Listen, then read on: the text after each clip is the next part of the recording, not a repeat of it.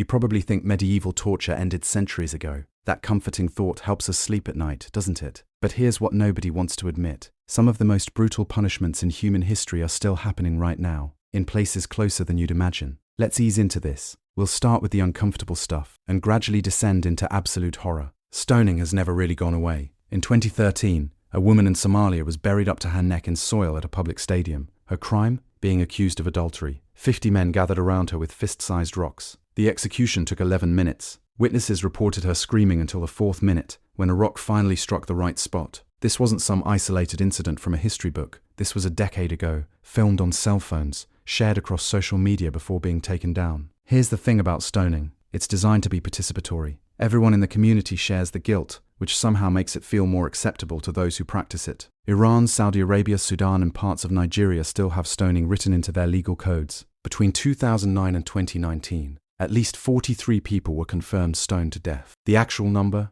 Probably 10 times higher, since most go unreported in remote villages. The mechanics are calculated. Rocks can't be too large, or death comes too quickly. Can't be too small, or it becomes ineffective. There are actual specifications in some legal texts. Roughly the size of a tangerine. The condemned is buried differently based on the accusation. Waist deep for men, chest deep for women. If they escape the hole, some regions grant them freedom. Sounds merciful, until you realize how they're tied and positioned to make escape essentially impossible. Caning in Singapore operates under a completely different philosophy, but achieves similar results. This isn't schoolyard punishment. The rattan cane is 4 feet long, soaked in water overnight to prevent splitting. The officer administering the punishment practices for months to perfect his swing. Why? Because the goal is to break the skin on every single strike. The prisoner is bent over a wooden frame, legs and arms strapped down. A doctor stands by, not to stop the punishment, but to ensure the prisoner stays conscious throughout. Each strike tears through skin,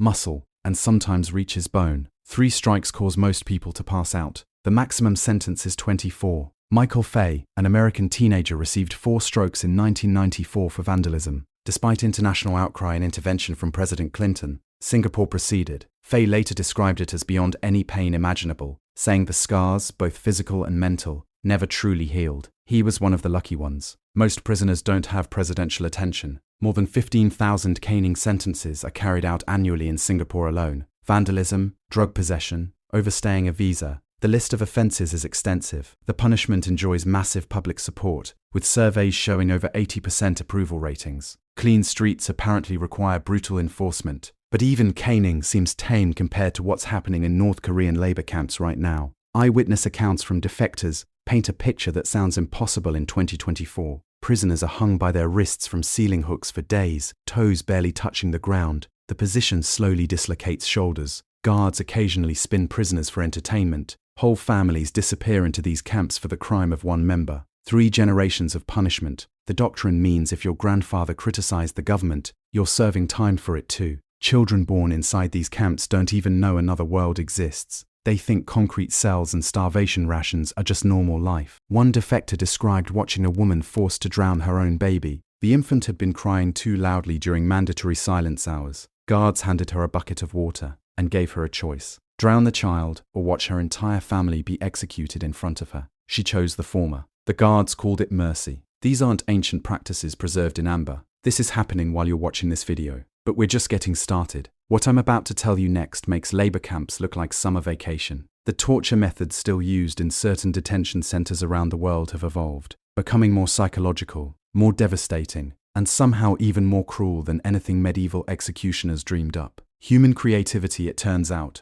works both ways. White torture sounds peaceful. Clean rooms, white walls, bright lights, no physical contact. Nothing that would leave marks for human rights inspectors to photograph. Detainees describe it as having their minds slowly dissolved. The cell is completely white. Floor, ceiling, walls. White clothes. White plates with white rice. Fluorescent lights stay on permanently. No windows. No clock. No conversation. Guards wear soft shoes, so you can't even track time by footsteps. Some facilities pipe in white noise constantly. After 72 hours, prisoners report their thoughts becoming tangled. They forget their own names. Visual hallucinations start around day 5. By week 2, permanent psychological damage sets in. Iran pioneered this technique in Evin prison during the 1980s. Political dissidents would emerge months later as completely different people. Families described them as hollowed out, unable to form coherent thoughts or recognize loved ones. The Iranian government denies these cells exist, despite hundreds of testimonies and leaked prison blueprints, clearly showing the specialized wings. What makes white torture particularly insidious is the plausible deniability. No bruises, no broken bones, just a person who entered healthy and left shattered. Several countries now employ variations. All white, all grey, all black. The color doesn't matter.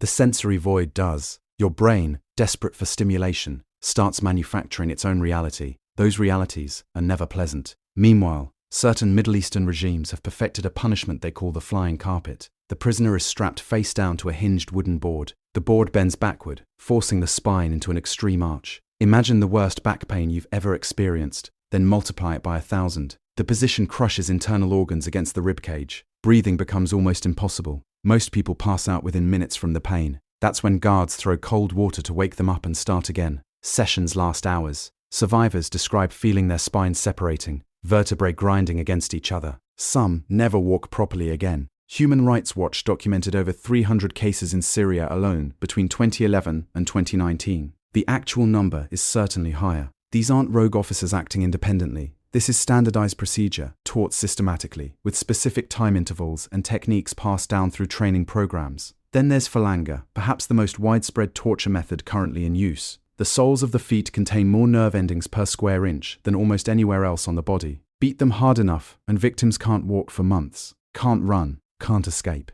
The punishment is simple. Feet bound, suspended, or pressed against a surface, then struck repeatedly with cables, rods, or wooden planks. What makes this particularly popular among authoritarian regimes is that victims can still be paraded in front of cameras. No visible injuries above the ankles. They'll stand for the photo, barely. What cameras don't show is them collapsing the moment they're off screen. Turkey, Egypt, Iran, Saudi Arabia. Falanga appears in detention centers across dozens of countries. It's effective, deniable, and requires no special equipment. Just something to hit with and someone restrained enough not to pull away. The psychological component might be worse than the physical. Victims report the sound, that distinct crack of impact, triggering panic attacks years later. Some become unable to walk barefoot ever again, even on soft carpet. Their brains associate exposed feet with imminent agony. We've spent this entire journey descending through humanity's darkest innovations. From medieval dungeons to modern detention centers, the creativity applied to causing suffering is staggering. What's perhaps most disturbing isn't that these methods exist, but that they persist despite our supposed progress. Right now, as you process this information, someone is suspended in a Y-tier room losing their grip on reality. Someone else is strapped to a board feeling their spine compress. Another is receiving their 100th strike to the soles of their feet.